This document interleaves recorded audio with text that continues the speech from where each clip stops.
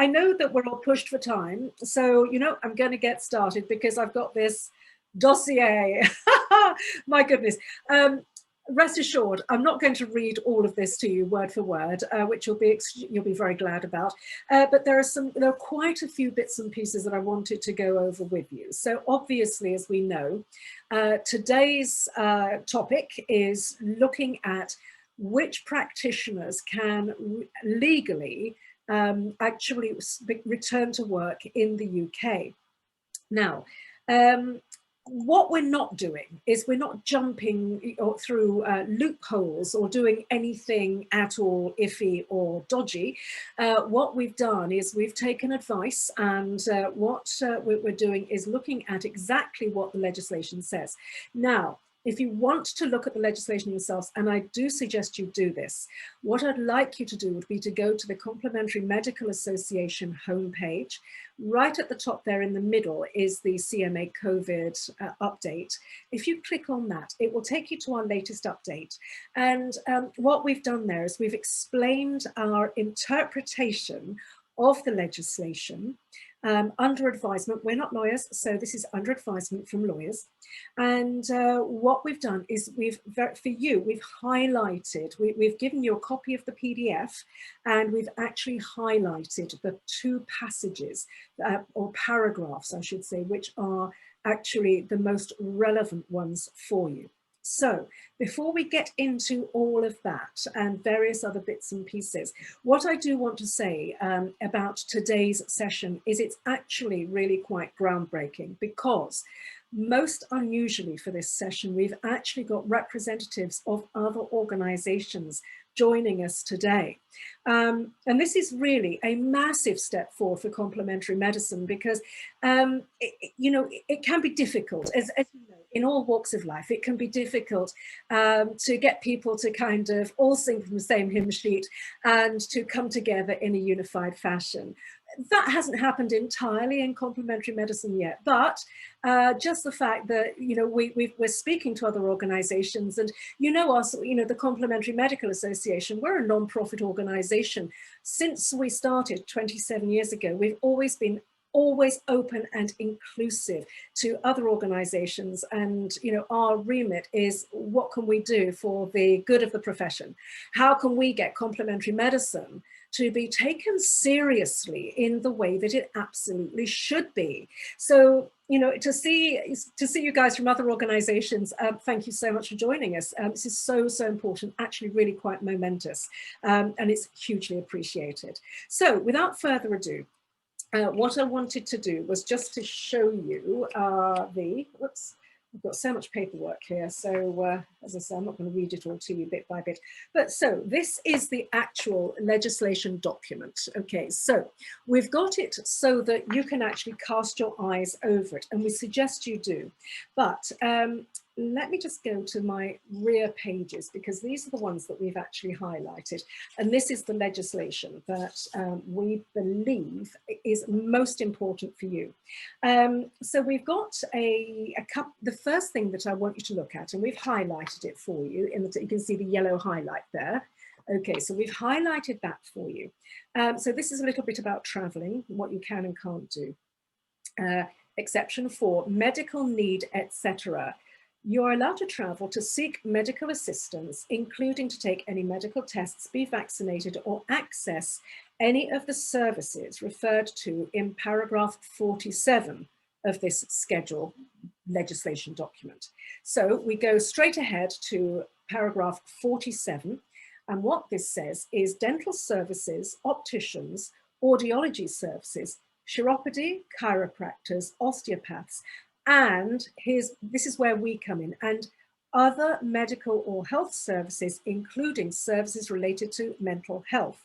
So the actual interpretation is that, generally speaking, and what our lawyers have told us, is that if you are able to offer a service that supports people's mental health and well-being, then you are allowed to continue to do that. Also, if you are supporting people's named conditions such as injuries or long-term conditions where a person has been struggling and you've been working with them in a remedial therapeutic fashion, then again, you are allowed to keep doing this. But here's what we suggest you do, because, you know, we want to make sure that you are completely covered and that you're completely safe, and you're not going to have some, my worry is that, you know what people are like, there are some quite small-minded people out there, and what we don't want to have happen to you is where somebody says, oh, Mary Smith is practicing, she's not supposed to be practicing, quick, let's contact the law. And then poor Mary Smith, who's just doing her job, you know, acting as, let's say, a remedial massage practitioner, or working with sports injuries, or providing mental health services, or whatever poor Mary Smith does, you know, she ends up having to answer a lot of questions, when in actual fact, what she could be doing would be getting on and looking after people. And that's ultimately what we need you to be doing, is to actually make it, you know, carry on making the massive difference to public health that you all make. So what we want to make sure is that you, first of all, that you seek, that you inform, not seek permission, but I want you to position this as you take the legislation, print it out, and submit this document with the relevant passages highlighted as we've given it to you. You send that to your local authority. And we've had a few test cases now with CMA members who've actually done exactly this. And the local authorities have come back with very, very positive responses. There was one person who got a bit of a negative response. It was clearly from somebody in the local authority who didn't really understand the legislation. He went back to the person and said, actually, I think you've misunderstood this slightly. He said it in a very nice way. There's no point in getting people's backs up. You know, we're all trying to just, you know, achieve what we're wanting to achieve here. So he went back and very nicely said, I think that there's a little bit of misunderstanding here. This is, and he explained what the legislation actually says. And then he also said, I'm a member of the Complementary Medical Association. These are my certificates. This is my insurance certificate. So he went to all the trouble of, you know, and this is the link to the CMA website and so on. So anybody who, you know, is a member of a professional body, do that, whether you're CMA or anybody else. You know, we don't mind who you're with, but the point is we just want you out there practicing. So the thing is that that's what we would suggest you do. So you've got the legislation actually backing you up. So that's a really important issue. Okay, so the other, let me just check my notes at this point. Let me just make sure. So yes, the other thing that we suggest you do, now we've been saying this all along, so we would never want you to be in a position where you're actually going against the law of the land. And this is why this legislation document is so good, because it gives it to us in writing that we are allowed to work. Now, you've got to remember that no beauty services or spa type services are allowed to be open. It's got to be therapeutic, remedial, and or mental health issues. So please make sure you've really taken that on board. So one of the things you could do, and again, we've got quite a few good, strong test cases now where CMA members have actually gone, they've asked their client to go to their doctor or their chiropodist or their osteopath or whomever else it is that they work with and say, would you please give me a referral so that I can go to the local health authority and say, look, this person has been referred to me for ongoing care for this particular condition. So again, you see, you've got it in writing. Now, everybody always says to me, Janie, why do I have to keep a paper trail? Now, you know, I've been banging on since the beginning of lockdown part 1 back in March. You know, I've been banging on about this blooming paper trail. Why do I say that you've got to keep a paper trail? Well, here's the thing. If you've got everything in writing, you are able then, if somebody does point a finger, whether it's some other practitioner or whether it's somebody that, you know, from local authority that comes knocking on your door and says, you know, you shouldn't be practicing, you've got a paper trail there showing that you've got the legislation, you're working within the remit of the legislation, you are insured, you've got all your certificates. And it also, if you remember those early back to work after the first lockdown videos that we made, we suggested that you do a video walkthrough of your practice, showing each touch point and how that's been sanitized, that you've also got to be able to demonstrate that you understand how to don and doff your PPE correctly. And you know that we've given you a link to all of that again on the on the coronavirus COVID update page. So it's become a long page now, because of course each update we've added more information. So starting from the most recent and then just track through it. You'll find that we've also got on that page, we've got a fantastic form that you can print out again, and this is risk assessment. So again, please make sure you've printed it out and that you've written out your risk assessment. Please also make sure that you've got a file that shows exactly what you've said to your clients before they even set foot through your door, so that you can demonstrate that you have fully educated your clients about safety, about sanitation, about all of the things that they need to do before they even come to you. So as long as you've got all of your ducks in a row from that perspective, those are just extra safeguards. I know this is extra work. We are not by any means insisting that people go back to work. Somebody did message us when I said we were doing this topic today. Somebody did message us and say, oh, you shouldn't be making people go back to work. Far from it. We're not forcing anybody to go back to work. Please, please, please don't run away with that sort of notion. This is just for those people who really desperately want to get back to work. And I know that that really is probably most of you. Right, okay, I see that we've got some questions coming up in the chat. So I'm just going to open my chat box at the bottom. For anybody who doesn't know where the chat is, if you scroll over your screen at the bottom, you'll see a little box that says chat. Click on that and it will bring the chat box up for you. So let's have a quick one. So Adriana says, hi everybody, I can't find the highlighted passages. Could anyone say which page we're talking about? Yes, Adriana, actually, easy. We've really made this easy peasy for everybody. When you go to the CMA COVID update page, if you just read what we've actually written for you, we do say, look at this passage and look at that passage. When you're saying you can't find the highlighted passage, it may be that when you've downloaded the PDF, it might simply be that your PDF reader is not showing the highlight. If that's the case, please don't worry. We've told you exactly where you need to go to find those two particular passages, okay? So we've done belt and braces. We would never leave you hanging, ever, ever, ever. That would not do, for absolutely not do. So let me just see if I can give you the page numbers anyway, if you bear with me one sec. Oh yes, so the first one is page 8, around about halfway down, exception 4. That's the first one you need to look at. And then the last one is actually on the final page of the document. So I don't actually have a page number here. Yeah, it's the last page of the doc, doesn't matter. And it's paragraph number 47. But as I say, we've written it all out for you, so you'll easily be able to find it. So it's no big deal there. So, right, okay, Jennifer says, I would interpret this to mean that I can do in-person Reiki treatments, providing it is for mental health purposes, anxiety, stress, depression. Am I correct in thinking this? But I need them to have a referral from their GP, or could they just approach me with these conditions and ask for Reiki treatments?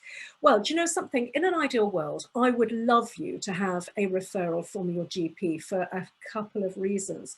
First of all, what this does is it starts educating GPs about the power of what we do as practitioners, of the power of what we offer as practitioners in complementary medicine. So I think there, you know, a few people, and I agree with this, there is this bizarre silver lining. Hi everybody, can you please mute yourselves? Because otherwise what will happen is that we'll start getting some strange things happening. So please, please, please go ahead and mute yourself. Otherwise it starts, well, it resumes weird, it defaults to where the noise is coming from. So if you've got a ringing phone or a barking dog, suddenly you become the star of the Zoom. So going back to the Reiki question. So yes, the Reiki question is very interesting because obviously I would, as I say, I would love GPs to start to understand what's going on. Now, on this topic, I also want to just say a huge thank you. We, in the last CMA newsletter, we sent out a link to a survey for us as practitioners to complete, but also for us to pass on to our clients and patients. And what we were wondering was if you could possibly answer, what are the treatments that you have? How often do you have them? And do you find that there is any form of a mental health and well-being benefit to any of these treatments? Because we know that there's a heck of a lot of actual evidence out there, and this does go for Reiki and energy medicine. So we've already got, I think it's nearly 300 responses, which is amazing for a survey that was only sent out a couple of days ago. So if you haven't completed your survey yet, please complete it, because what we want to be able to do is to go to the government and say, look what complementary medicine does. Look how many people it's actually helping. Look at all these different disciplines that these people have. Don't you think it's about time that you acknowledged the power of complementary medicine, and particularly from a mental health perspective? Now, why did we choose to hang complementary medicine for the purposes of this survey on the mental health peg? It's because the government in the UK, particularly, but governments in other countries as well, are very mental health aware. They're not yet totally up to speed with what we can do from the physical health perspective. It's going to take a bit more education to do that, but they are so tuned into mental health issues, particularly after lockdowns and so on. So we're creating a big dossier with our experiences. Obviously, it goes without saying that this survey is completely anonymous. We can't see who's filled it out. Nobody would ever be able to see any or relate anybody's answers to any particular individual. It's completely and utterly anonymous. So please rest assured. And when you pass this on to your clients, please rest assured that their information, and explain to them, none of it is personally identifiable. It's absolutely crucial that we conduct the research in that way, so that we get, we get better answers that way, more accurate answers, I should say. That's really what I mean. So that's one of the things that we're doing. If you've not yet seen that survey, and if you haven't yet received it, would you please contact us and we can forward it to you. Yep, we'll be able to get it out that way. So going back to Jennifer's question about, can I provide Reiki? Yes, because the thing is, if you're working from a anxiety, stress, depression perspective, I would certainly see if the client was willing to get a referral from their doctor. If not, because a lot of people with those sorts of ailments are not necessarily keen to go to the doctor, because obviously they're worried that they might just be sent packing with a packet of antidepressants, which, as we know, is not really the ideal solution in most cases. So I would read this as, yes, you can. Now, the good thing about this at the moment is that there is now good, strong evidence that shows that Reiki and energy medicine techniques do have a massive impact on psychological well-being. So the point is, you are able to actually back up what you're offering with hard research. One of the things we're also going to be doing with our research study, the survey we just sent out for mental health and complementary medicine, is that we are also, when we go to the government, we're going to be printing out all of the mental health benefits and research papers that show that each different complementary medicine discipline has this very established evidence base. Because a lot of people, as you know, particularly in conventional medicine, will actually argue that there's no evidence base in complementary medicine. Well, we know differently, don't we? So we're going to be, rest assured, we will be taking the research with us. So onwards and upwards. So I hope that's helpful, Jennifer. Can you let me know if that works for you, if that's helpful? Catherine, hello, Catherine. Do we need to contact trading standards or a particular local government department? I would contact your local authority. That's thing one, that's the first step. Also contact, for belt and braces, trading standards. It is a good idea. We've got a couple of members, just trying to think of, Stephen and Joe, long-term CMA members, they contacted both and they got very good responses. I think it may have been Stephen who got knocked back at first and then went back and said, look, here's the evidence, this is what I do, here are my certificates, here's this, here's this, here's this. And they said, oh gosh, okay, yes, that's fine then. So as I say, we've got quite a good few case studies now that show that the local authority actually are pretty friendly, as long as you approach it in the right way, which is very, very professionally. Now, if you go to the Complementary Medical Association Facebook page, and if you join our group, our private members group, doesn't cost to join, just join because that's where we have all the sort of the more personal conversations about practice and such like. If you go in there, the practitioners who've had a lot of good responses from local authorities have generously shared the letters that they wrote, so you can use those as templates. I'm always completely blown away by the generosity, the sheer generosity and absolute, complete, utter amazingness of our members. And I truly thank you, and my team does, because you're just flipping fantastic. So Catherine, yes, so I hope that answers the question, Catherine. Go in and use those templates that have been so generously shared. Adriana, thank you, great. I'm glad that you're finding it useful. Debbie, hi Debbie, lovely. Are there any professions who are allowed not to wear PPE? Just before lockdown, I had a massage at an osteopath. My therapist wore a mask and we were asked to sanitize on the way in, but nothing else. The receptionist had no mask or no screen. I was unhappy, but wanted to check if this was allowed. Do you know something? No, I don't think it is allowed. I know that osteopaths are state registered, but do you know something? I don't think that they're exempt from PPE. I've not seen any. I'm happy to be corrected, as always. I'm not infallible, strange as that may seem. No, but seriously, all joking aside, I'm not infallible. I may have missed a piece of ruling, but I don't think so.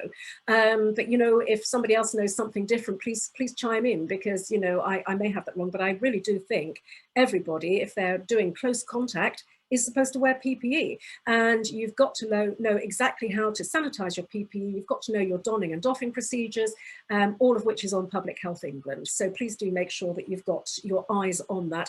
Also, the other thing I'd like you to check is the British Medical Journal, because they've got a fabulous ongoing COVID advisory, which talks about PPE and so on. And the other great advisory source for you is the Royal Society of Medicine. They've got fantastic videos on there on all sorts of aspects of staying in practice. So again, keeping yourself up to date with all of those resources is also extremely useful. Again, of course, we've got all of the links to that for you on that COVID page. On the subject of links, we've also got links for you on how to make sure that you are getting as much benefit financially and support financially from the government as possible, and also from your local authorities. So if you're working in an environment where, let's say you're in a clinic, and if you had to close for any length of time, you will be able to get rate rebates and all sorts of extra bits and pieces as well. So again, we've put all of the links for all of that for you as well on that page. Okay, so I hope that helps, Debbie. As I say, I think, as far as I know, everybody who's doing close contact work has to wear full, PPE. Louise, hello, Louise. Louise is a new member. Lovely to have you with us, Louise. Very proud that you've joined. Louise says, I have a pregnant client whose midwife refused to write a referral note in case she got into trouble. Should I have a letter with my qualifications and copy of the paragraph for them to show the midwife? Yes, absolutely. Quite honestly, the more information you have, the better. So I know that you've got a ton of qualifications, Louise. You just sent them into us regularly. So print out all your qualifications, obviously explain that you're a member of the Complementary Medical Association, which is your professional association, and that we've been around for 27 years, etc., etc., etc. Go with as much information and data to support your claims as you possibly can. I understand a midwife being worried about getting into trouble, but don't forget that you can circumvent the midwife. You do not need the midwife's permission. You could get the doctor's permission, or you could simply get your local authority's permission. So it's not the be all and end all. So don't worry too much if you can't actually get permission from that one particular person. Shusha, hi there, Shusha, says, I'm taking it that someone needing urgent reflexology for long COVID and has an email from a medical practitioner can come to me. Absolutely, yes, that is a long-term condition, and what you are doing is remedial. So yes, absolutely, that is completely right. Wendy, hello there, Wendy. My insurer has allowed me to provide one-to-one remedial Pilates and EMET therapy. Great. They do not require any additional paperwork. What you say is helpful and certainly adds weight to the argument. Thank you. No, thank you very much. Thank you for tuning in. That's really helpful to know. Helen says, who do we need to contact in our local authority? If you can find somebody who's particularly working on the health side of things, let me just, well, actually, go into the Complementary Medical Association Facebook page and join the Facebook group, because you'll see there the letters that practitioners have so generously shared. You'll see exactly who they've written to. So Stephen Knock, for example, wrote to his local council's trading standards desk. He wrote to the council's public health desk and to his MP. Now, by the way, MPs, my advice if you're writing to your MP is don't hold your breath for a response. At the very beginning of this lockdown again, and of course during the previous lockdowns, you know that we were writing to economy ministers, business ministers, health ministers, prime ministers across all of the different countries in the UK. You know, some were reasonably quick at getting back. I got a response from Matt Hancock, I think about 8 weeks after the last lockdown actually ended. So well done, Matt. Yeah, bully for you. Not very impressive, not very, so what I'm saying, I've written to my local MP saying, dear Sally Ann Hart, I'm your constituent and the Complementary Medical Association is in your constituency. This is the problem that we're having. This is the legislation, and so on and so on and so on. And, you know, she's come back and said, oh, sorry, I can't comment on business matters. Well, it is in her remit, and yes, she can. So I'm just saying, don't expect too much of a response from your local MP unless you actually happen to have one that's actually any good. Yeah, and the thing also about contacting MPs is they've got so many gatekeepers that it's really actually very hard to get your message through to them. It seems that they put these gatekeepers in place because what it enables them to do is basically as little work as possible, as far as I can tell. I mean, far be it for me to say that MPs don't do much, but so far the evidence speaks for itself. I've not really seen any MPs doing very much for us. Right, okay, rant over. So let's see. So yes, so Stephen has written his exact letter. He's copied in absolutely every part of the legislation that's necessary. Let's have a little look. So yeah, so that's a really good example for you there. I'm just wondering who Joe. I think Joe actually wrote to. Let's have a little look.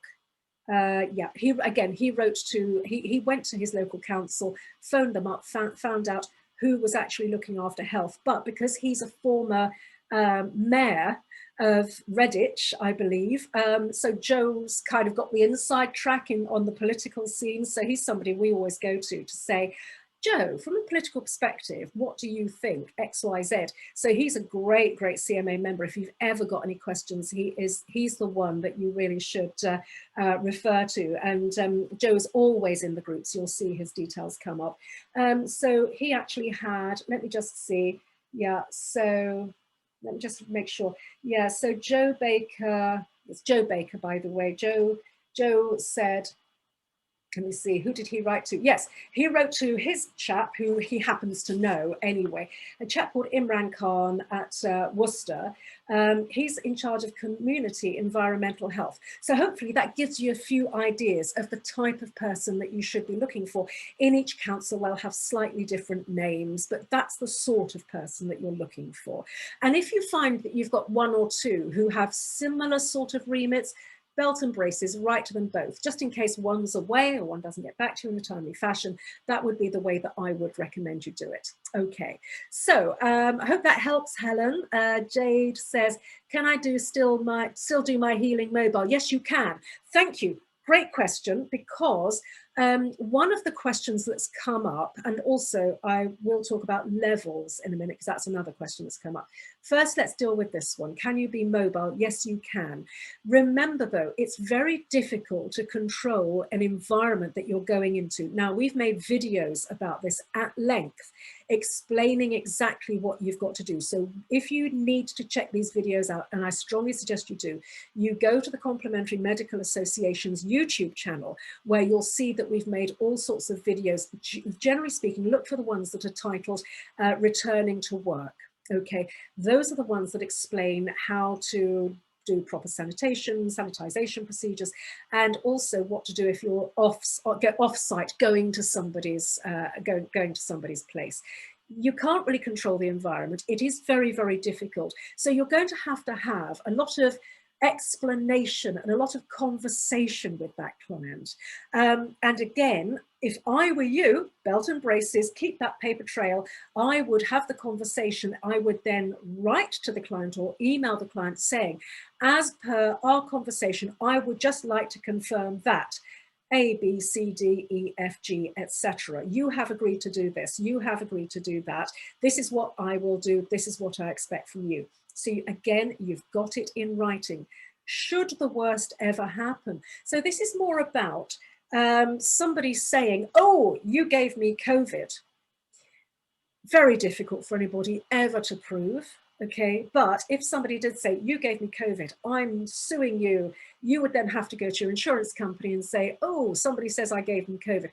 Your insurance company is going to say, well, that's a bit silly because nobody can prove that anybody gave them COVID. But they would possibly say to you, so what did you do before you saw that client? You know, show us your paper trail. What did you say to them? How did you explain how you would go about protecting them and keeping them safe and so on? So that's, again, back to the paper trail. That's why I'm saying belt and braces, everybody. Now that leads me into the question of tiers. A lot of people have been contacting me saying, oh, I've heard, I'm a body worker, I've heard that I can only return to work if I've got NVQ4, if I've got this level, or if I've got that level, different levels of qualification.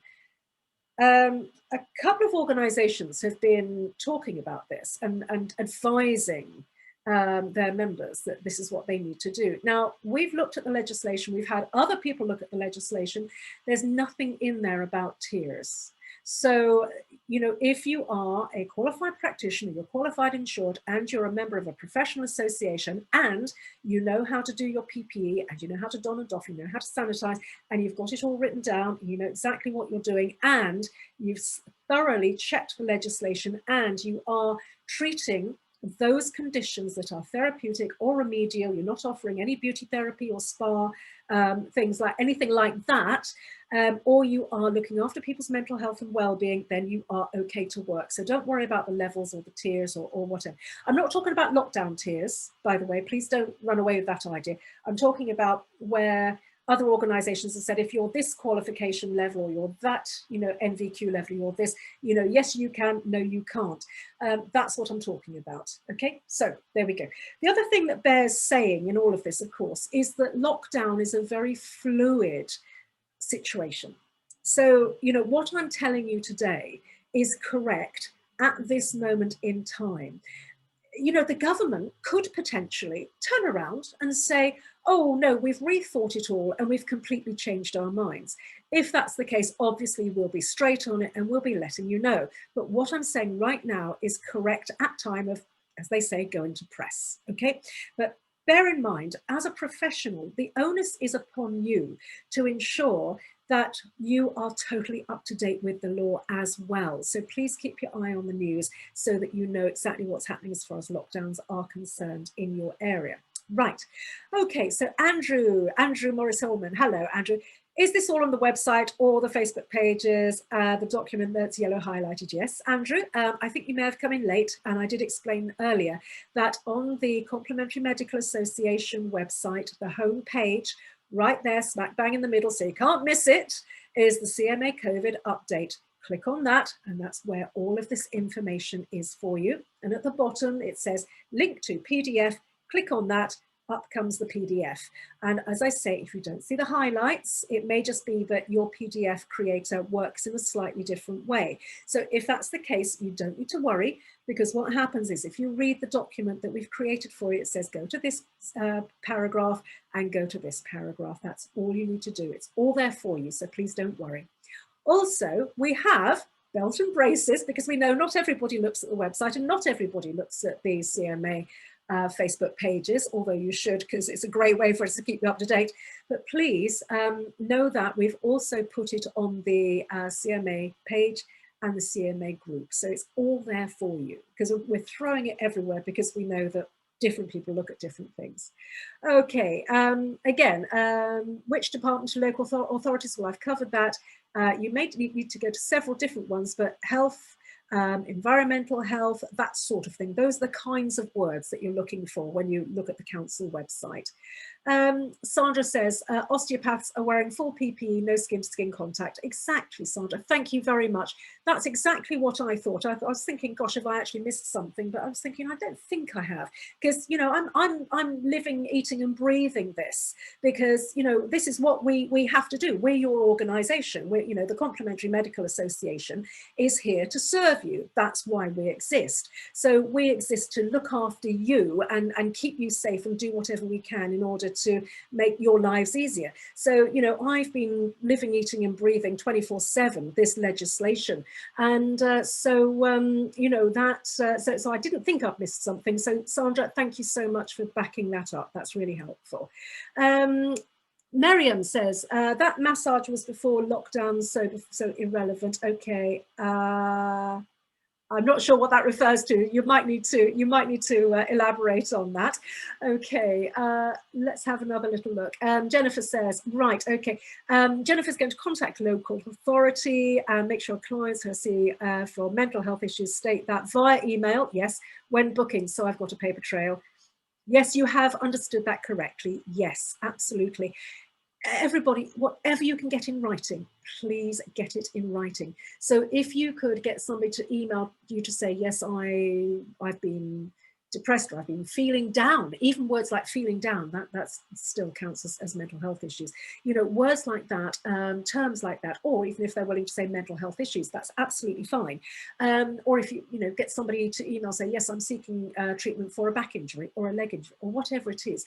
If you can get it in writing, again, it really will stand you in good stead. Right, okay. Louise says, God forbid someone does report a CMA member. Yeah. Yes, we're very protective, very, very protective of our members. You know it. Oh, absolutely. Goodness me. Yes, we'll be right on it and supporting you absolutely every step of the way, of course, goes without saying. Bianca, hello, my lovely Bianca. Yes, the Royal Society of Medicine has been very helpful and informative. Yes, they have actually. The Royal Society of Medicine, we work pretty closely with them actually. They've got some great things that they're putting out, but because we work really quite closely with them, they've actually been putting out a lot of our stuff as well, because they, you know, they recognise that we're doing very good work in this field, and that also that everything we talk about is evidence-based. So I think that's why they quite like us. The General Medical Council as well rather likes the CMA, because again, you know, we speak from an evidence-based platform, which I think is really appealing to them and their membership, conventional medical doctors. So we're speaking the same language, I think is always very important. Okay, yes, Debbie says it's 2 weeks ago that you had your massage. Yes, sorry, Debbie, that you went through that. That sounds as though it's pretty grim, actually. I'm so sorry. Right, okay, Louis says, right, for example, a CMA member, do you know what happens? Is it a straight fine, an investigation or court appearance if somebody does report you? Just trying to work out if we're given a chance to show evidence. No, Louise, quite honestly, if somebody was to, you know, point a finger saying, oh, that lady's working, I think that's what you're talking about, oh, that lady's working. They're not going to come along suited and booted and cart you off to jail. What would happen is that you would be given an opportunity to say, well, look, here's my paperwork. This is what my governing body says. You know, this is the legislation. Here's the law. And under this clause and under this clause, this is why I'm allowed to be open. And as I say, if you also go to the CMA pages on Facebook, you'll see where those other practitioners have actually copied in the responses from their local authorities. So you would also be able to say, well, look, here are these precedents. Do you see what I mean? So you are protected. Okay. Right. Okay. Mary says, I must have misread. Don't worry, that's fine. Joe, hello, Joe. I would always suggest everyone to wear PPE. It shows we are serious and professional. Abso-flippin-lutely, Joe. I couldn't agree more. That is precisely it. Thank you. Thank you so much. Claire, hello, Claire. Right, okay. So if we have business premises and registered with the local authority for small business rates relief, then should get a grant every 28 days of lockdown. Should we still get this if we part open for some clients with remedial needs or mental health support? Worried I may miss out, and business has been very quiet since reopening in August. Do you know something? Actually, at this point, I have to say, I don't know, and it may be different with different councils, because I believe that the rates relief, I believe, is something that comes from the individual councils. And, you know, councils are very different in each area.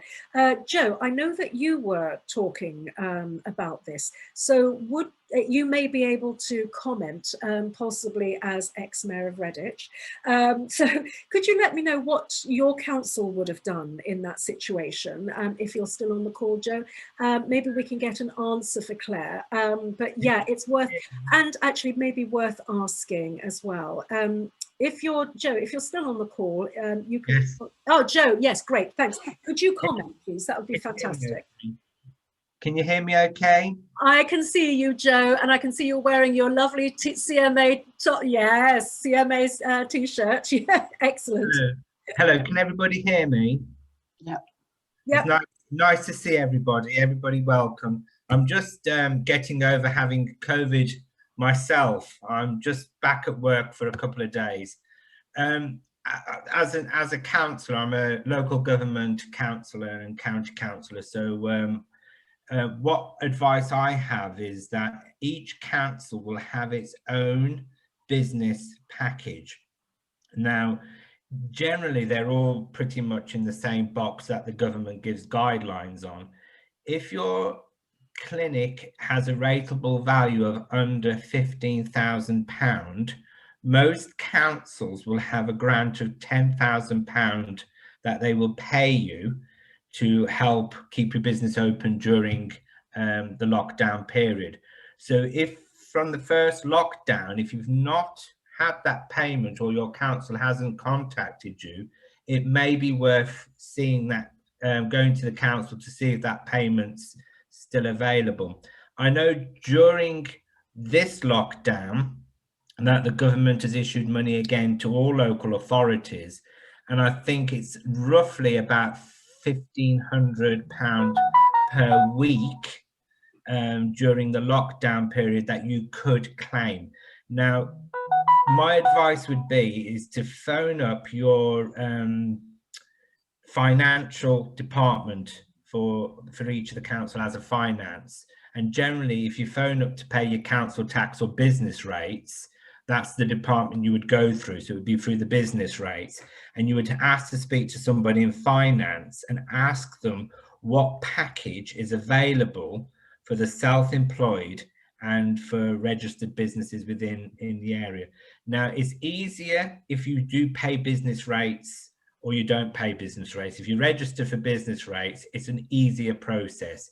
If you're self-employed and you're working from home or you're working mobile, it's slightly a little bit more difficult, but the grants are still available for you. So there's something to look into. Joe, that's absolutely fantastic. Thank you so much. That really is wonderful.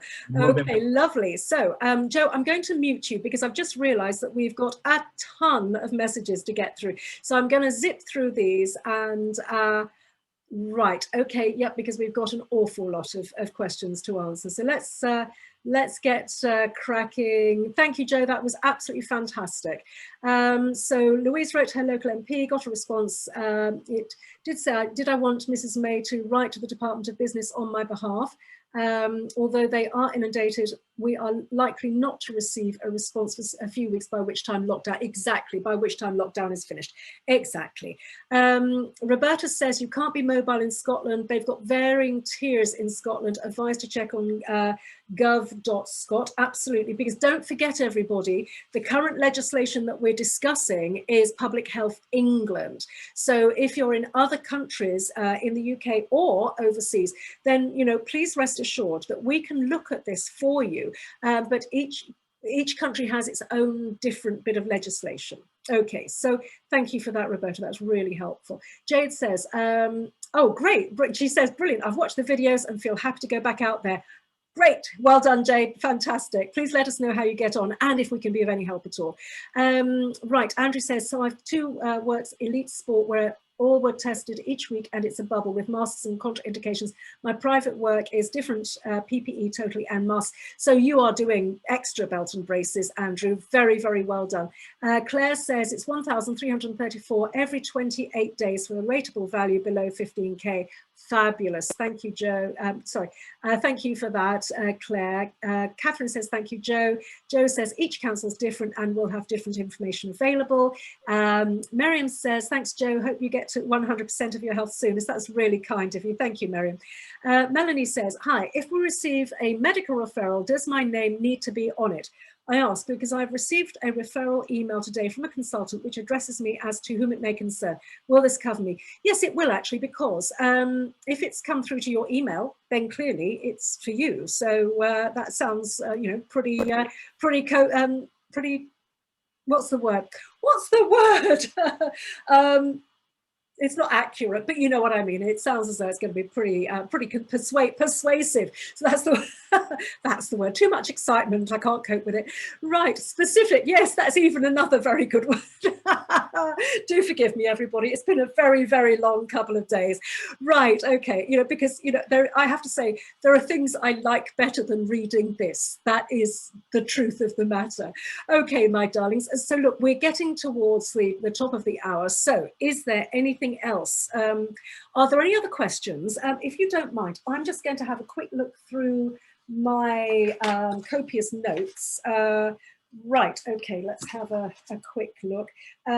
We had a super letter in from our friends at Professional Reflexology. The lovely Martin contacted us. They're a great organisation, and they've just written to their members talking about PPE and donning and doffing and all of those sorts of things. They've also have checked with Balens, as we have, and they've confirmed that as long as the above checks are in place, then you're insured to practice. Those are all obviously the guidelines that we consistently give you about being COVID secure, making sure that your risk assessment is in place, and so on and so forth. The risk assessment we've given you is, I believe that was from Sandra, is actually pretty bulletproof. It kind of goes above and beyond, which is, we would prefer it that way, that we give you, you know, sort of, we're not giving you extra work, but we're just really making sure that all of your bases are covered. I think that's really the way to read that. So yeah, that was tremendous from the lovely folks at Professional Reflexology. I know that kinesiology groups are very kindly forwarding our emails, our newsletters and various and emails about these Zooms to their members, which is fantastic, because again, it means the profession is coming together, which is just absolutely, truly wonderful. Oh, Julie Serenity, her name, it's a lovely lady called Julie in the CMA Facebook group. Her Facebook name is Julie Serenity. And if you look at what she's posted, she's done some great screenshots where she's been given permission to work, and you'll see what the info was from her local authority. And actually, let me just check and see if there's anything else. As I say, everything you're doing has got to be remedial in nature, no beauty or spa therapies. Right, okay, Roberta very kindly says, remember, you can email me directly on roberta@b-cma.org.uk, and Roberta and I will work together on all of this. Right, okay, so, oh, actually, Claire, you just beat me to it. Claire says, to confirm, this is purely for complementary treatments, no beauty treatments are allowed. Many people value hair and beauty to improve their self-esteem, etc. Yes, of course they do. Absolutely. Do you know? And there's a ton of research about the mental health and well-being benefits of even beauty treatments, even nail, but getting somebody to do your nail polish in hospice settings, in geriatric environments. Somebody coming in and just simply doing nail polish has a massive positive effect. There's really good research about this, but unfortunately, the legislation says no beauty treatments, no spa treatments. So, you know, it's got to be only therapeutic, remedial work and or mental health support. Okay, that's it, folks. Nothing else. Let's not push this, because we're doing really well so far. So let's just do what we're allowed to do at the moment. Okay. Any further questions? Adriana says, this may be a basic question, but I'm assuming none of these conditions apply to groups. I support a mental health group, but we had to stop for most of the time since March. This restrictions are still in place for groups. Yes. Right. Okay. Yes, I would. Yeah, I think, you know, you've got to really carefully look at the lockdown rules in your area, because obviously there are different, you know, tiers throughout the UK. So I'm not going to answer that because I don't know where you're based. So please go and check with your local group, your local authority, and see what's allowed there. I don't want to steer you wrong on that, because, you know, it's very confusing with all these different tiers throughout the UK and so on. Okay, so please do check for yourself. Right, okay, as always, thank you so much. Great, no, it's great. So it's great to be able to ask questions, isn't it? And to have this back and forward, I think, is really helpful for us all. Okay, any further questions? And oh, Jade says all her groups are online and doing great. Yes, that is a very good way of doing it, actually. I work with a fantastic lady who has been helping me with decluttering, actually, because I've been clearing out one office, I've been moving office, and I thought, well, I don't need to take everything with me, but because, you know, I've got problems, you know, I have rheumatoid arthritis, so I've been having some problems with my hands, and it's hard for me to sort of lift too much stuff, you know, just from, you know, strength. I don't want to damage my hands, you know, any further. So I've got a lovely lady called Karen, who I've been working with. She's also a practitioner. She does EFT and so on. She might actually be in the group with us today. And she's taken all of her groups online, her EFT group and also her decluttering ladies. She's got a fantastic group called Let It Go. Let Stuff Go, that's what Karen's called. And she's taken everything online, and it works brilliantly. So, you know, there is always still room to do this, you know. If you don't feel it's right for you just now to actually go back face to face, nobody's forcing you to do that. Please remember, this is totally optional, because a lot of us don't feel necessarily safe, especially if we're in vulnerable groups. You know, we don't necessarily want to put ourselves out there if that's, you know, how we're feeling. So none of this is mandatory as far as going back to work, but I do hope, if you do want to go back to work, that this has been useful. Okay, thank you. Sandra says she likes my hair sparkles. Oh yeah, do you know, I forgot this side. I forgot, you know, I had my sparkles put in over a year ago, and they haven't come out, so there you go. It must be enchanted. Okay, lovely. Right, okay, thanks for all your share today. Yes, I'm doing groups online. Thank you, as always, very informative. Thank you so much, everybody. I don't want to keep you too long. I do appreciate you coming into the group, because it just shows that, you know, we've got this amazing group of really committed professionals who are out there doing really, really bloody good work and making a massive difference to society as a whole. Remember about the survey that we sent out. If you've not yet received it, you can either wait for we'll rerun it in next week's CMA newsletter. If you don't get the CMA newsletter, you sign up for it on the CMA homepage. There's a little purple box right at the top that says sign up for the CMA newsletter. You'll get that on Wednesday, usually at 11 o'clock sharp. And it was slightly late coming out this Wednesday, just gone, because of it being Remembrance Sunday. We didn't want to take away from that, so it came out slightly later in the day. You know, just so if you wanted to, we'll rerun it. So if you wanted to be completely anonymous, you click on the link in the newsletter. Or if you aren't that bothered, and you would just like us to send you the link, we can certainly do that. And if you just pop an email through to Roberta, she can simply copy the link to you. Okay, but the more data we gather, the more info we can go with a big fat dossier to the government to say, here's the research, and here is what's happening in the real world, and this is how complementary medicine is supporting those tens of thousands, if not hundreds of thousands of people out there who are seriously suffering, particularly as a result of lockdown. And I think this is how we're going to get the government to sit up and take notice. And then we will start talking to them about the physical side of things as well. Okay, so I think that's it. I better let you go. Much love to everybody. Thank you so much for being with me today. I just want to thank Roberta and just say you guys are absolutely amazing. And thank you. And thank you, Roberta. I know it's your afternoon off and you're not supposed to be working, but it's truly appreciated. You know, lots of love from us all to you, Roberta. Take care, everybody. Bye-bye. See you soon.